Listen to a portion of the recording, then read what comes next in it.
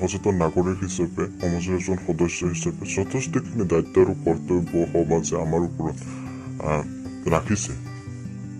সমাজৰে নীতি নিয়মবোৰ মানি চলাৰ উপৰিও আমাৰ কিছু নৈতিক দায়িত্ব আছে, সেইসমূহ আমি পালন কৰিব লাগে। আমাৰ ভালৰ কাৰণে আমি সেয়া কৰিব লাগে। আজি আমাৰ ভয় বুলি ক'লে মনলৈ এক অন্য ধাৰণা আহে, নহয় জানো? স্বাধীন দেশৰ এজন নাগৰিক হিচাপে আমাক সংবিধানে নাগৰিক সুৰক্ষাৰ অৰ্থে ভালেখিনি ব্যৱস্থা সন্নিৱিষ্ট কৰিছে। সেয়া ছয়বিধ মৌলিক অধিকাৰৰ কথাই ক'ব বিচৰা হৈছে। এই আলোচনাৰ বিষয়লৈ আগবাঢ়ো। আমি আমাৰ মানৱ জাতিৰ মংগলৰ অৰ্থে সমাজ জীৱনত সমিল মিলেৰে থাকিব লাগে। আমি যদি 3P মানে তিনিটা পিৰে আৰম্ভ হোৱা শব্দ আমি ভয় কৰিবলৈ শিকো, তেতিয়া আমাৰ সমস্যাৰ সমাধান। সেই তিনিটা পি হৈছে পুলিচ, পেৰেণ্টছ মানে মা দেউতা, আৰু হ'ল পাব্লিক। যেতিয়া আমি ভয় কৰিবলৈ শিকিম, তেতিয়া চাওক আমাৰ সকলো সমস্যাৰ সমাধান। কিয়নো আমি যদি পুলিচ বাহিনীক ভয় কৰোঁ, তেতিয়াহ'লে সাধাৰণ যিকোনো কথাত আমি নকৰিবলগীয়া কিবা এটা কৰি নিদিওঁ। আমি যথেষ্টখিনি গুৰুত্ব দি কথাবোৰ ভাবিম আৰু আমাৰ মাজত সহনশীলতা বা ধৈৰ্য শক্তি বৃদ্ধি পাব। ঠিক একেদৰে আমি যদি পাব্লিক ৰাইজক ভয় কৰোঁ, তেতিয়াহ'লে আমি বেয়া বা নকৰিবলগীয়া কামসমূহ কৰাৰ আগতে বহুত বাৰ ভাবিম। আমি আমাৰ নিজৰ ষ্টেটাছ বা মৰ্যাদাৰ কথা আমি ভাবিম। আমাৰ ক্ষেত্ৰত সঘনাই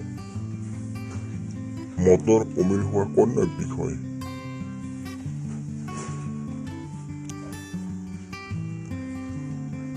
আৰু যেতিয়া আমাৰ চিন্তন ক্ষমতা বৃদ্ধি পাব, তেতিয়া আমাৰ সকলোতে জয় হ'ব, মানৱ জাতিৰ কল্যাণ হ'ব, আমাৰ সমাজ জীৱনত ভাতৃত্বভাৱ বৃদ্ধি পাব, আমি সমিল মিলেৰে এক সুস্থ জীৱন যাপন কৰিব পাৰিম।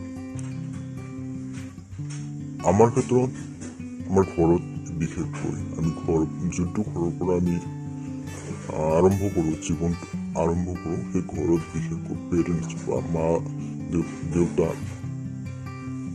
দেউতাৰ পিছত আহে জ্যেষ্ঠ ভাতৃ বা ভগ্নী বা জ্যেষ্ঠজন। আমি কেতিয়াবা তেওঁলোকক বেছি গুৰুত্ব দিব নোখোজো বা দিওঁতে অলপ টান পাওঁ। বিশেষকৈ বয়সন্ধি কালত যেতিয়া আমাৰ হৰমনৰ পৰিৱৰ্তন হয়, তাৰ প্ৰভাৱত আমি অন্য এক আচুস পৰিৱেশত থাকোঁ, তেতিয়া কিন্তু আমি ঘৰৰ মানুহৰ লগত অকণমান মিলিবলৈ টান পাওঁ। বহুখিনি কথাত বিৰোধ ভাৱৰ সৃষ্টি হ'ব পাৰে। এই সময়ত বন্ধুৰ প্ৰভাৱ বহুত পৰে। বন্ধুৰ অবিহনে আমি থাকিবই নোৱাৰো। কিন্তু চাওক, এজন যুৱক হিচাপে, এজন 25 বছৰ বা 20 বছৰীয়া যুৱক এজনে প্ৰায় সকলো কথা বুজিবলৈ আৰম্ভ কৰে। তেওঁৰ ওপৰত যথেষ্টখিনি দায়িত্ব আহি পৰে, আৰু সেই দায়িত্ব সম্পাদনৰ বাবে তেওঁ যথেষ্ট চেষ্টা কৰে। আৰু এইটো সময়ত পেৰেণ্টছ মা দেউতাৰ জীৱনলৈ লাহে লাহে বাৰ্ধক্য নামি আহে।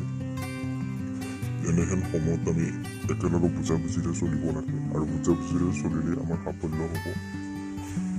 তো শেষত ক'ব বিচাৰিম যে আমি এক সুস্থ জীৱন পাৰ কৰিব হ'লে, ভালদৰে আমি একেলগে সকলোৱে সমিল মিলিৰে থাকিব হ'লে, আমি সমাজক, আমাৰ অভিভাৱক, পিতৃ মাতৃ আৰু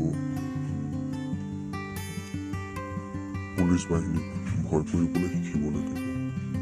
তেতিয়াহ'লে আমি নকৰিবলগীয়া কামবোৰ কৰিবলৈ সাহস নকৰিম, আৰু সেয়া আমাৰ কাৰণে ভাল, সেয়া সমাজৰ কাৰণেও ভাল। গতিকে আহক আমি সকলোৱে এইখনৰ পৰাই কথাবোৰ ভাবিবলৈ আৰম্ভ কৰোঁ।